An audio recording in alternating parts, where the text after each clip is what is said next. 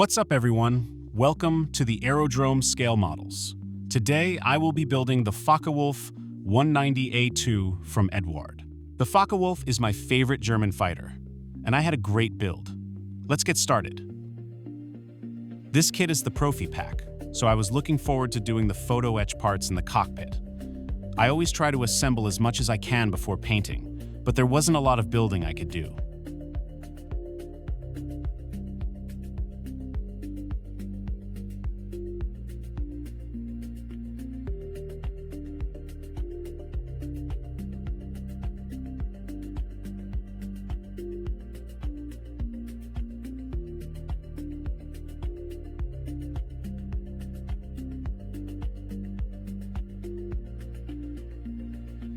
For the cockpit color, I decided to use Tamiya's Dark Gray, as I think it gives the closest match to the real-life aircraft. RLM Gray is too light and German Gray is too dark. Throughout this build, I use fairly low air pressure when I airbrush, typically between 12 and 15 psi, and never above 20.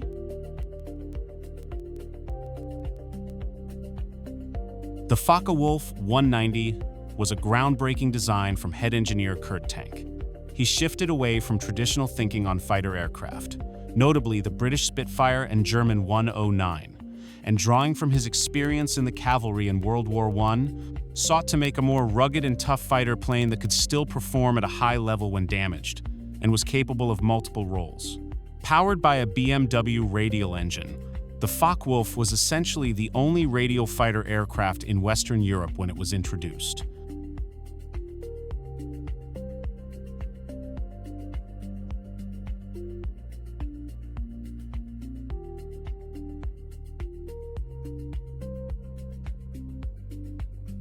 I start slowly adding the photo etch parts to the cockpit. I used all the pieces I could, but some of the really small switches and levers I don't bother with.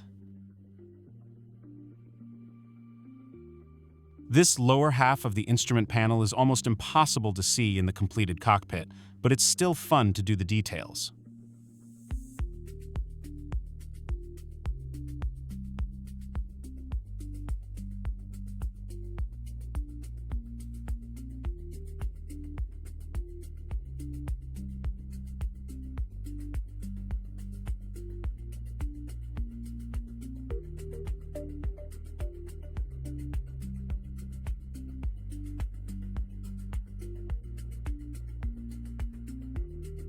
I tried the photo etch rudder pedals, but unfortunately, I damaged one of them while trying to shape them. The end result didn't look very good, so I just used the kit pedals. The switches mounted onto the lower instrument panel here are only colored on one side, so I carefully painted the non-colored sides after installing them. I thought they looked much better after that.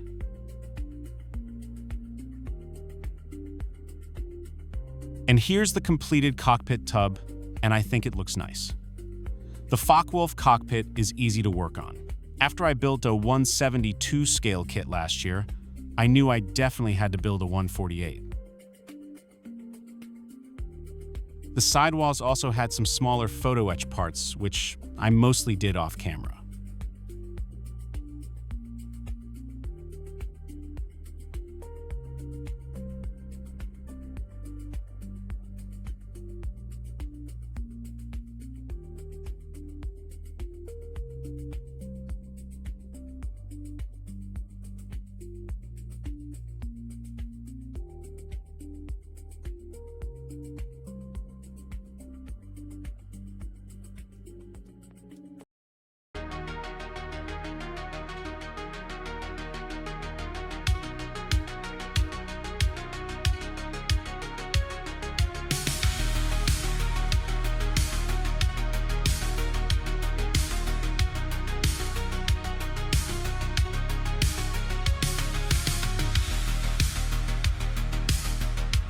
I have a tendency to get the cockpit installation wrong on Eduard kits, at least the first time, so I did a lot of dry fitting.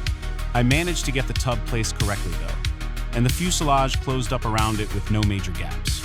It's helpful that the nose of the aircraft is still open at this stage, so I had some room to maneuver the fuselage.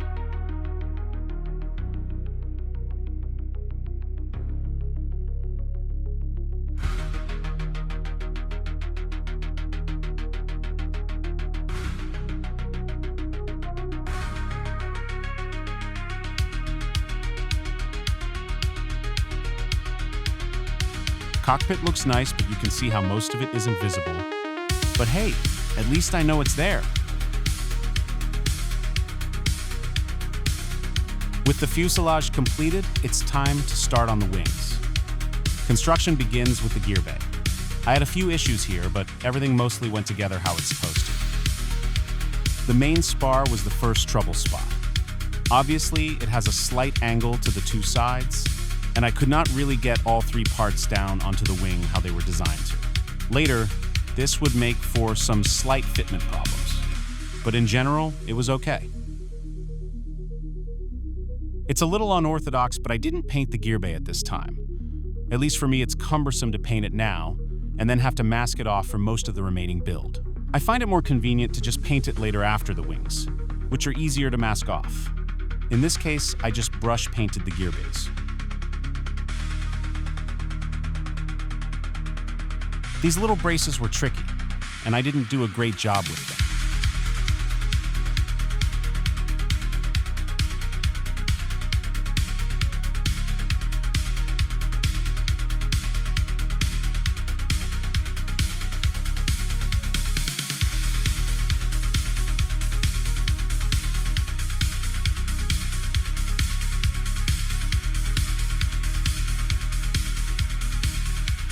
Once I completed the gear bay, I installed the upper wing halves. Because of the issues I had with those braces I mentioned, I had slight gaps toward the wing root. I was able to work them out though.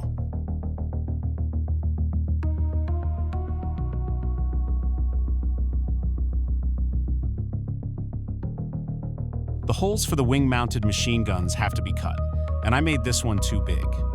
Once the gun was installed though, it's harder to see.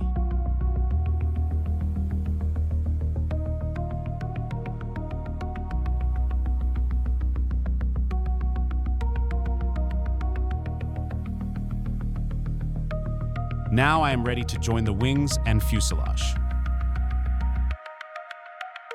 The fit here is really good with no gaps. I only needed light pressure to get a good seal.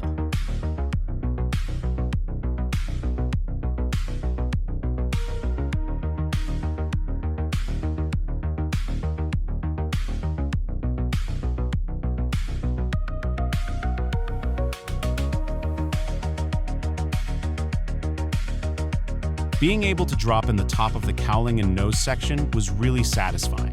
A perfect fit.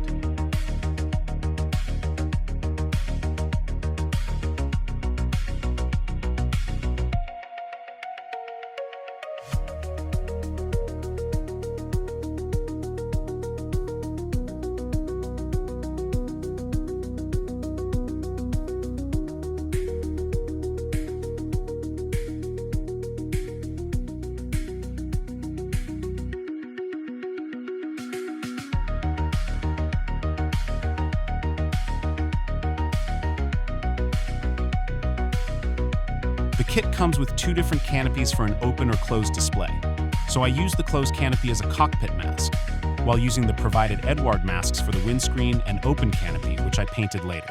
With the main build complete, it's time to get painting.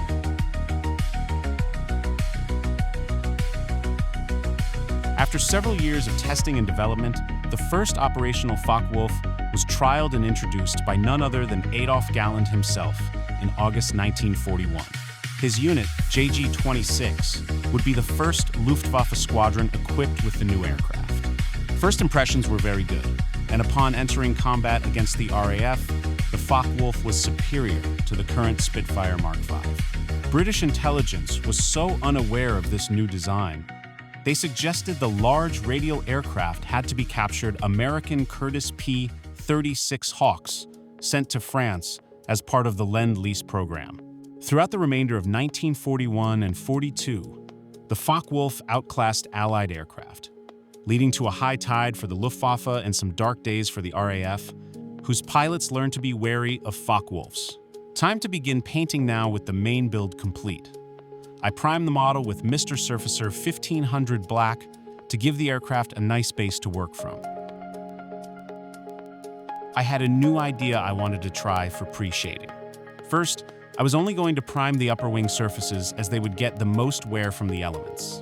Second, I have a new theory that I call reverse pre-shading, which doesn't make a lot of sense now that I say it, but I'll explain it in a minute and hopefully you'll see what I mean. I use MRP white for pre-shading as it doesn't need to be thinned. I did this on a Spitfire build a few months ago, and it worked well. For pre-shading, I tried to be neat and work inside the recessed panel lines. An advantage of using black primer is the panel lines are well defined if you are neat with pre-shading.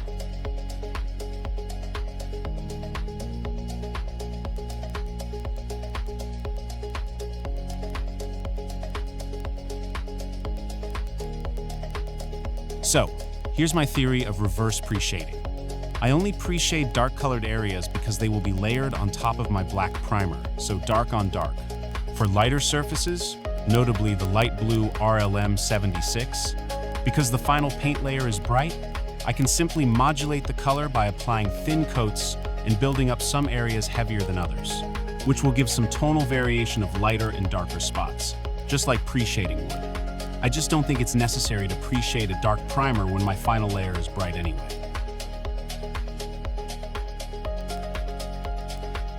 I began with RLM 76 on the underside of the wing, mainly so I could practice my reverse pre-shading idea. This was my first time using Ammo Mig Atom paint line. I was really impressed with this paint. I did not need to thin it down, it was easy to control, and I don't recall having too much tip dry while painting.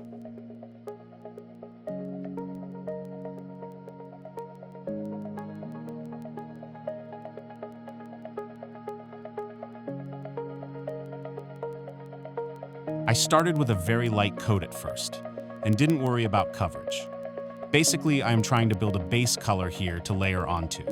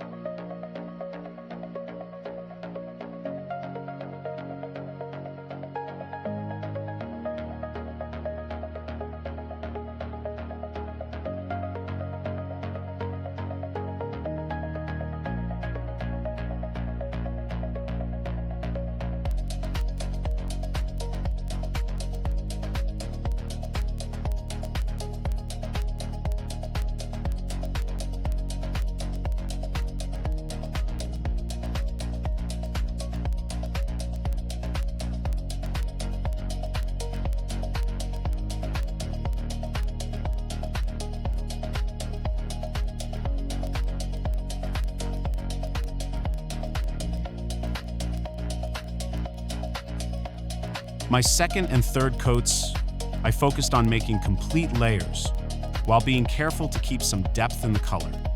I was able to capture the tonal variation I wanted to with my new idea.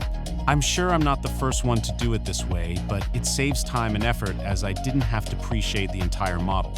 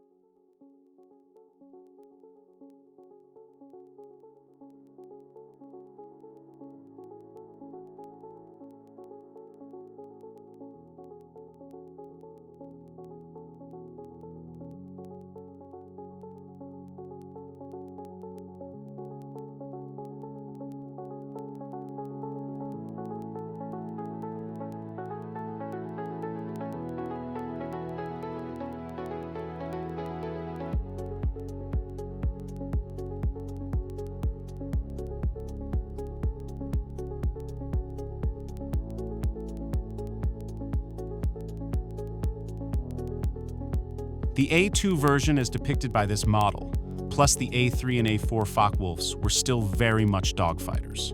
As the American bombers increased in numbers over Western Europe, later variants were upgunned and up-armored, and became slow and cumbersome, and lost their once decisive advantage over Allied aircraft.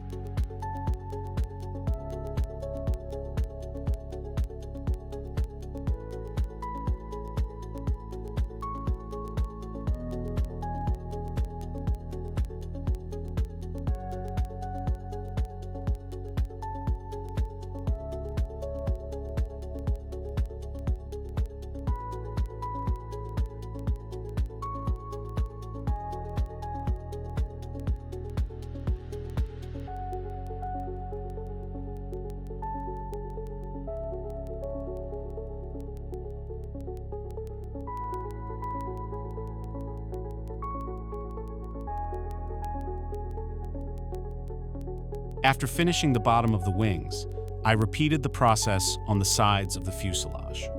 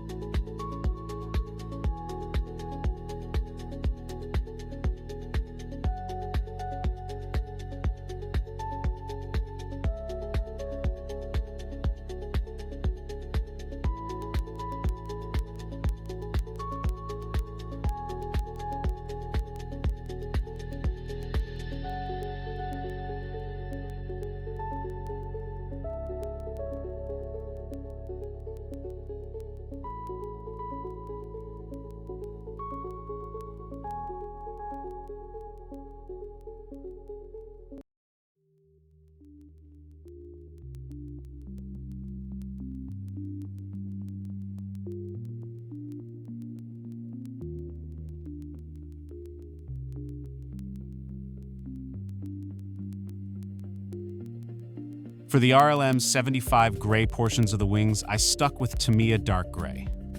I felt this color most closely represented the real aircraft. I built up the layers carefully to preserve the pre-shading.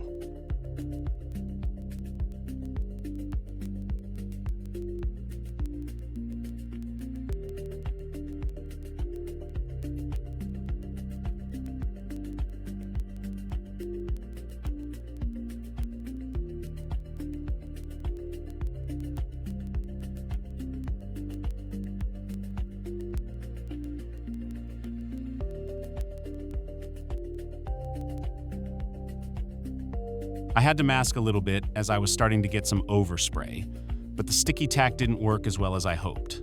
I would end up having to go back later and correct the edges in a lot of places.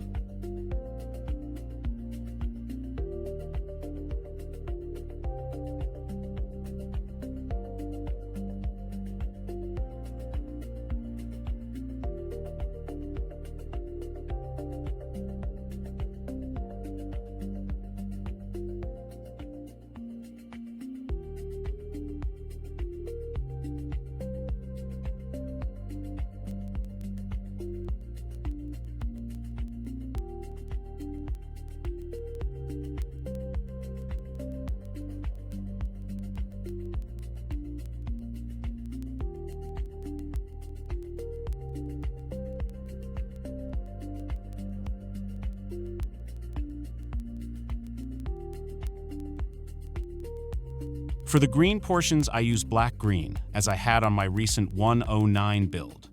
This is a great color and looks nice, paired with the dark gray.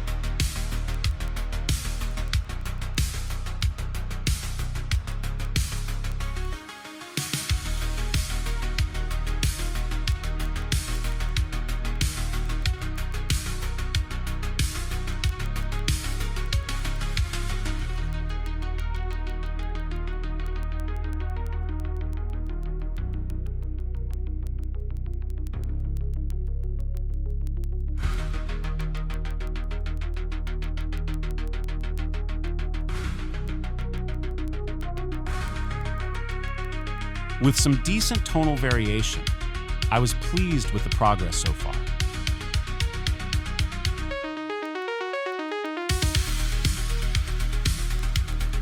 Pro tip, don't install the rudder until after painting. It's much easier to do it that way.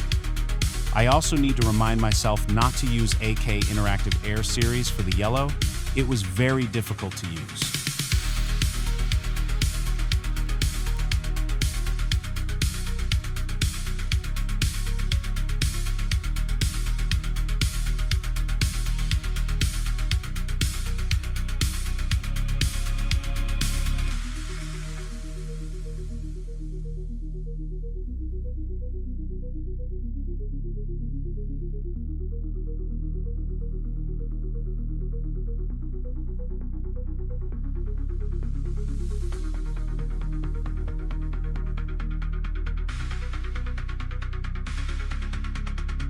Like other German fighters, the Focke-Wulf had a yellow identification panel on the bottom of the nose, which was to aid anti-aircraft gunners to identify friendly German aircraft.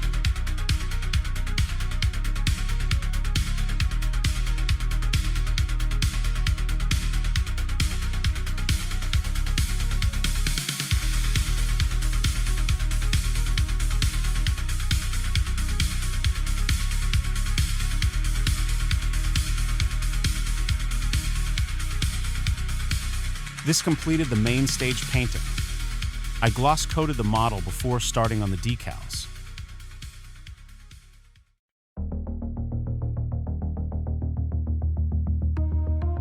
Using micro-solid set plus some Mark Fit Strong, the decals laid down really nice and conformed to the surface details perfectly.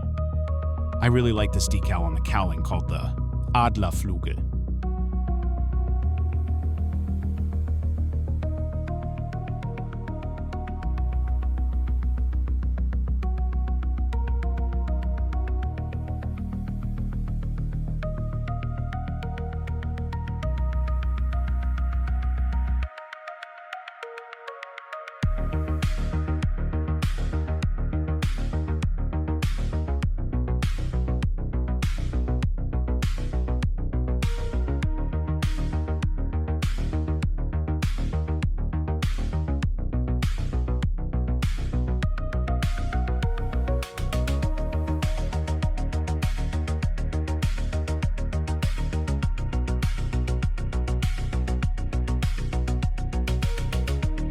Once the decals had dried, I gave the surface another gloss coat before doing the panel lining. I did light weathering for this model as it was a Western Front Focke-Wulf and did not see the heavy use other fighters did in the Eastern Front at this time. Plus, Luftwaffe Day fighter squadrons did not face the American bomber threat yet when the A2 model was in service.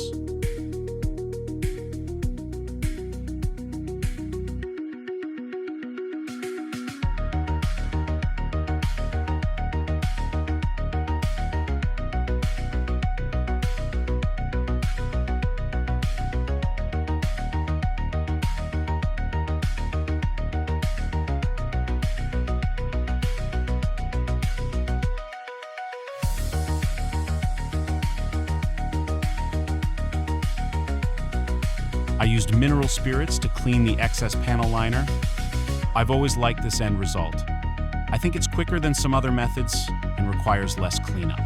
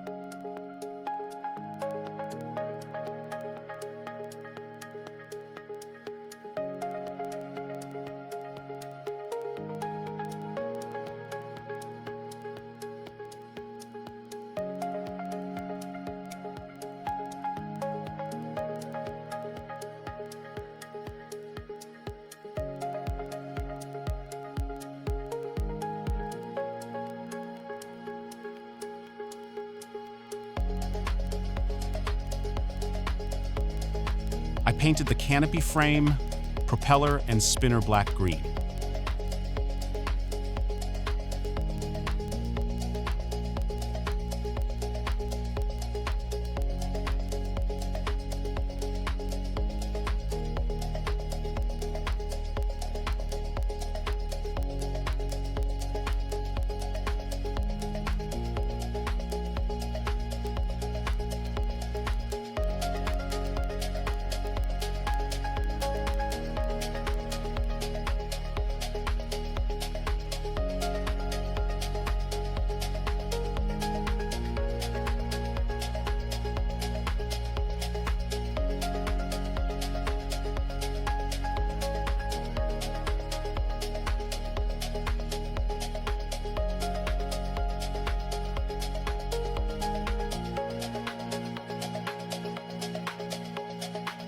After installing the landing gears, I used Tamiya smoke to create some exhaust stains on the wing roots, as this was common on Focke Wulfs.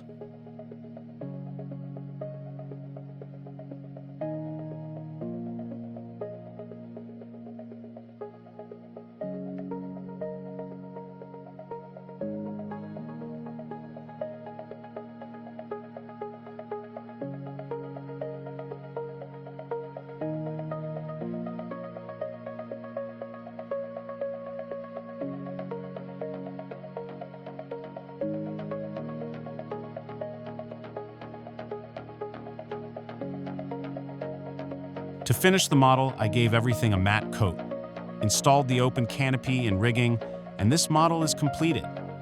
I really liked how this build turned out. Thanks for watching this longer video, and as always, please subscribe to the Aerodrome, like this video, and comment on what you think. Here's the final pictures of the finished Focke Wulf.